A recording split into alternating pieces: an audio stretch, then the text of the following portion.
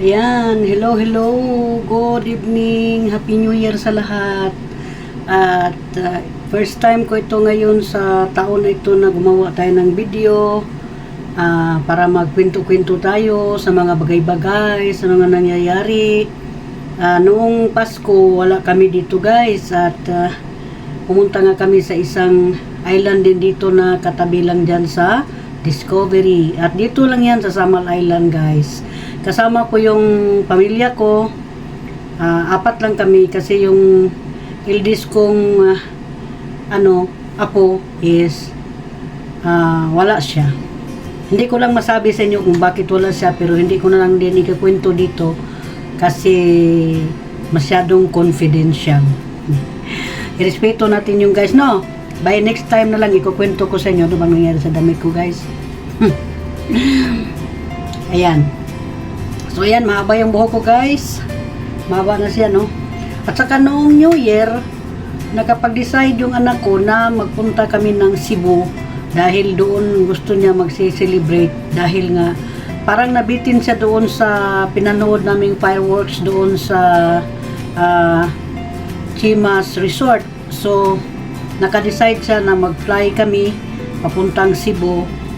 Kaya nga napunta kami doon sa Bay Hotel. Ayan, Bay Hotel. Thank you so much sa inyong magandang pag-abi-abi sa amin dyan.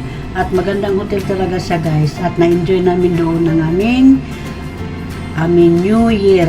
At yeah, ang masasabi ko lang talaga doon sa Cebu is sobrang progreso niya. Kasi last time nagpunta ako dyan is March 2014. At nakabalik ako December 31, 2024. So 10 years ago na. At napansin ko yung ang ganda-ganda ng nila, ng airport nila. Maganda talaga siya, international airport talaga siya, super ganda. At ang mga tao diyan talaga is super polite. Yun lang talaga ang napansin ko. Parang sobrang polite talaga nila. So nandito na tayo guys at ito yung January. Birth month ko ngayon, hindi ko lang sabihin kung kailan ang birthday ko. At 67 na ako. At marami akong mga wishlist na nakarating na nailagay ko dito guys, na nililista ko na. At tingnan natin kung alin dyan ang matupad o hindi. Ayan. So, noong isang araw is, kasi nga, nandyan ako sa mood na mag-a-arrange. Diba doon sa ko dyan sa mga tanim-tanim ko sa labas, nagre-arrange ako, tinatanggal ko na yung mga gumagapang na marigold, tinatanggal ko siya at saka yung mga ibang putos na super giant na, tinanggal ko na siya at doon na talaga naglagay sa tabi. Hindi na dito banda yung yung kumbaga ang tanim. So ganyan guys, dyan lang. At saka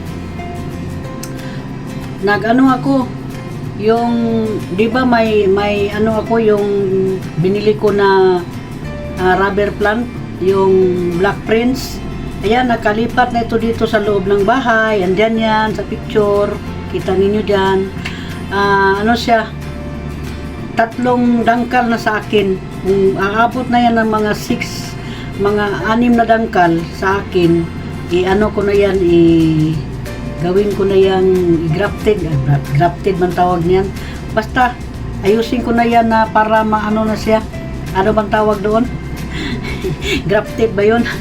Basta ko yan guys, yung aking Black Prince para magsanga siya guys.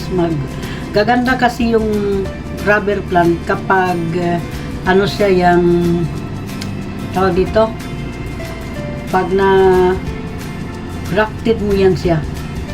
Hindi yun grafted, nakalimutan ko lang guys, pasensya na po. At kumusta na po kayo dyan guys? Salamat sa lahat na nandito at laging nanonood sa akin. Maraming salamat sa inyo, sa mga lahat ng aking mga subscribers, sa mga bagong followers at mga dating followers. Paki-comment naman guys at paki-share, paki-like. Yun lang naman ang hiningi ni Lula kami guys. So kaninang hapon nag-isip-isip ako ba na 67 na ako. So iba kasi ang counting ko by 10, by decades na yan guys. Nabi ko, aabot pa kaya ako ng 86 ng 77 ito. Aabot pa kaya ako ng 77 kasi hindi ko man talaga ma-deny guys na ang dami ko nang naramdaman sa aking katawan ngayon. Hindi na siya kagaya nung dati pa ba na medyo maliksi ako. Yan ang iniisip ko na kung aabot pa kaya ako ng 77. Tingnan ko lang kasi nga iba na kasi yung pakiramdam ko. Minsan kasi kahit wala akong ginagawa is ako yung napagod, kaya nga lagi na lang ako dito na nakahiga na lang ako pagkatanghali, naghiga ako, minsan makaidlip, pero makaidlip ako siguro mga 1 hour lang, more than 1 hour lang ako mag-idlip. So ayan guys, masaya ako sa taong ito, pagpasok sa taong ito kasi nga nag-adventure kami. At salamat naman sa eldest ko na si Mayang sa pag-sponsor sa amin, sa aming pamilya at peaceful, walang sakit, ganon-ganon. Although nandyan man talaga yung mga kaguluhan, halimbawa yung sunog dyan sa LA, pinagdasal ko din yan guys na sana is mawala na din yung yung tawag dito, yung apoy, maapula na ba, uulan na dyan sa LA ba para matapos na yan. At sa araw na to guys, meron akong nagawa. Di ba natandaan ninyo yung binili ko na solar light? 2023 yun, mga October yata nabili ko yun. Ngayon, noong Pasko, nilipat ko siya dito sa harapan, hindi doon sa likuran kasi banda likuran ko man yan siya nilagay guys kasi maganda kasi tingnan siya na yung mga niya ba, malalaki kasi yung mga bulb niya guys, tinatawag siyang firefly na solar. Iba yung na DIY ko din dyan na ilagay na Christmas light na iba man yun siya, yung LED light maano lang yan sa maliliit, pero yun siya malalaki yung bulb niya na ganyan, parang hulin ganon. Kanina kasi wala naman akong ginagawa, ang ginawa ko is tinanggal ko siya, tinicheck ko kasi since November pa hindi ko siya nakita na nag-iilaw. So naisip ko na baka mamaya dumating na yung expiry time niya na kaya ganyan sa hindi na nag-ilaw kasi yung battery niya is nag-expiry na. So, ang ginagawa ko is, nag-DIY ako kanina, tinanggal ko yung battery niya na AA, isa lang naman doon sa ilalim. Tapos, hindi ko siya na-vlog kasi nga tanghali na yung ginagawa ko yun guys. At saka, lang ako, yung trial and error lang talaga ginagawa ko guys. Tapos, nanghingi ako doon ng battery, spare battery sa anak ko. Tapos, hindi ko pati napon yung dati niyang battery. At saka, hindi talaga ako contented guys. Tinicheck ko, double check ko, nilagay ko na sa bintana. Tinicheck ko talaga kung ayos na ba yung niya. Kasi in-scroll naman. Nakita ko yung may kunti palang putol sa kanya. Naputol naman. Baka mamaya kinagat ng daga or ibon. Baka ganyan kasi ang mga ibon minsan doon dumadapo sa bintana. So, ayan, ginaano ko.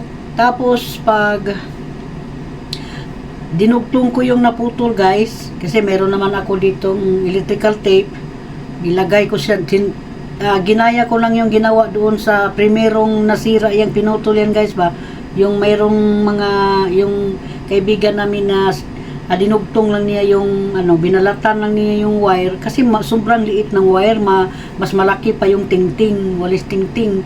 So ayan, sa awa ng Diyos naman is napansin ko siya, mas lalo siyang kumikislap ngayon. At saka siya, yung sobrang maliwanag niya, parang brand new. Siguro malaki din tulong yung battery dyan, nilagay ko yan dyan sa niya, nilagay ko dyan sa aking vlog.